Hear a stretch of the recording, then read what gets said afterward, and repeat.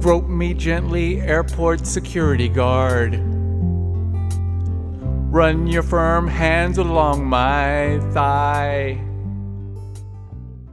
Mark Steyn, honoured to be here. No supporting paperwork whatsoever, but I have been subject to at least 3 enhanced pat-downs already today. The guy at the airport pulled me out of line to pat me down, and you know, I wasn't really in the mood, and he said, would it help if you closed your eyes and fantasized about other TSA agents? I'm from the Foreign Exchange student wing of the Limbaugh Institute for Advanced Conservative Studies. It's a great program. Guys like me get to come and study here, and 6,000 TSA agents receive intensive instruction in enhanced pat-down techniques from highly trained 14-year-old girls at the Seventh Heaven Massage Parlour in Bangkok. So it's a terrific system. I'm so sick of this pat-down business.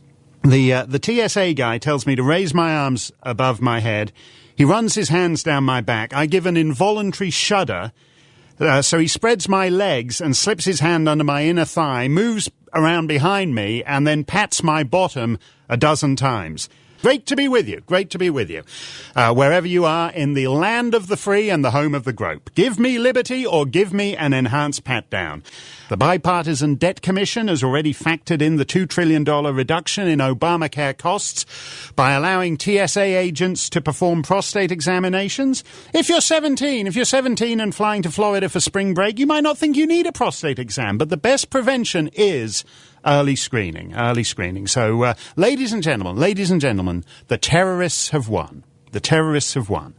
The government of the United States cannot get confessed jihadist murderer Ahmed Gailani convicted on any of the 224 murders he was charged with, because they decided to shower young Ahmed with all the protections of the civilian justice system.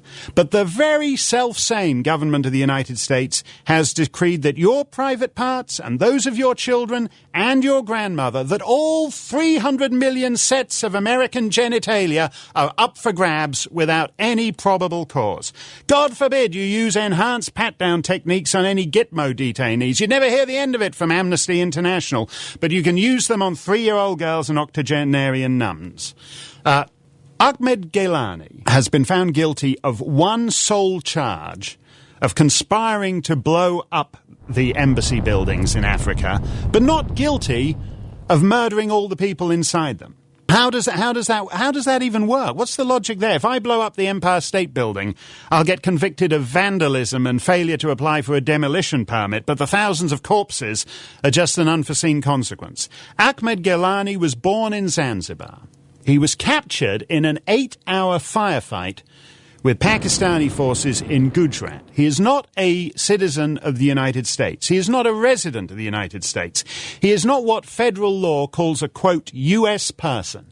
He has no connection with the city of New York. He has no reason to be in a New York courtroom, except that the Attorney General of the United States, Eric Holder, decided to put him there and turn him from an enemy combatant into OJ. This is decadence.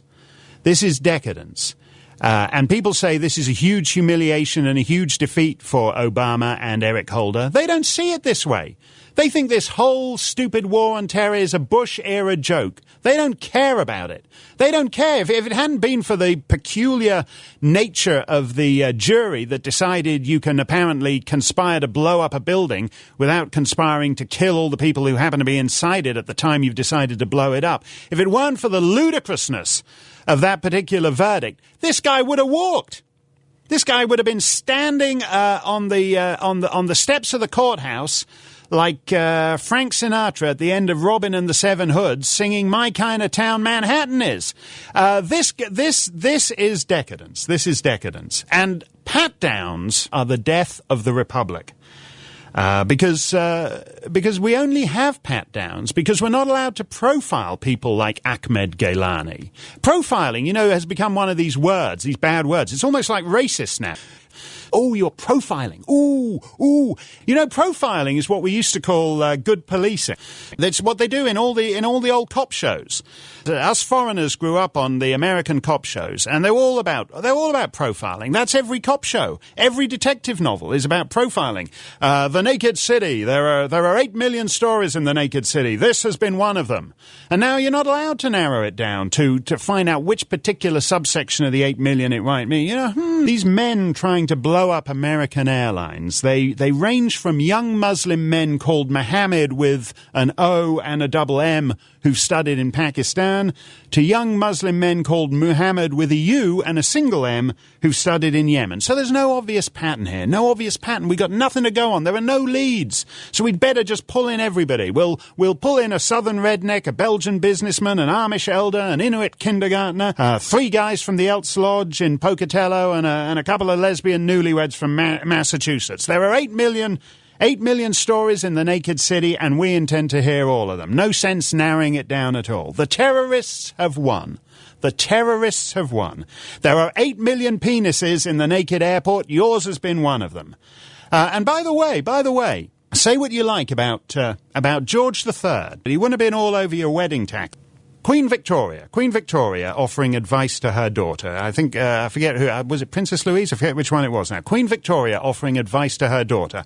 Lie back and think of England.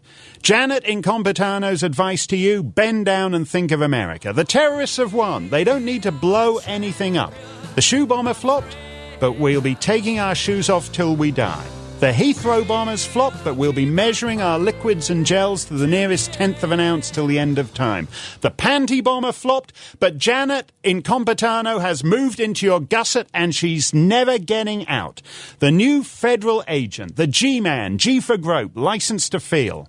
If there's anything that should be left to the private sector, it's groping. I'm in New York. I'm in New York City today. I could get an enhanced pat-down in Times Square for $40 tops. It would be cheaper. And by the way, I'm not picky about it. I'm saying if you are picky, if you're like Elliot Spitzer, it would be cheaper to outsource the enhanced pat-down to Elliot Spitzer's hooker than to get a vast federal bureaucracy patting down everybody in the United States.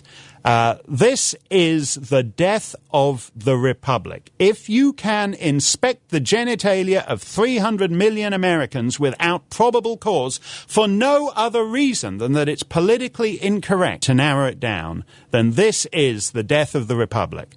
This is how it dies. Not with a bang, but with a whimper, as the TSA agent squeezes just a little too tightly while he's down there. By the way, our best chance of getting out of this enhanced pat-down will come, of course, from CARE, the Council on American Islamic Relations, who've said that it's grossly disrespectful to to pat down Muslim women. With Muslim women, you're not allowed to look at anything other than whatever a bit is peeking out of the burqa or the niqab or the hijab. You're not allowed to get your hands under the burqa, under the niqab, and start seeing what the Islamo-babes are like underneath the burqa. You can't do that. CARE is furious about that, and they're saying, and so the Department of Homeland Security says, well, maybe there'll be an exemption for Muslim women. By the way, don't think that is so ridiculous it can't possibly happen. A wanted terrorist in the United Kingdom escaped by flying out of the country wearing his sister's burqa.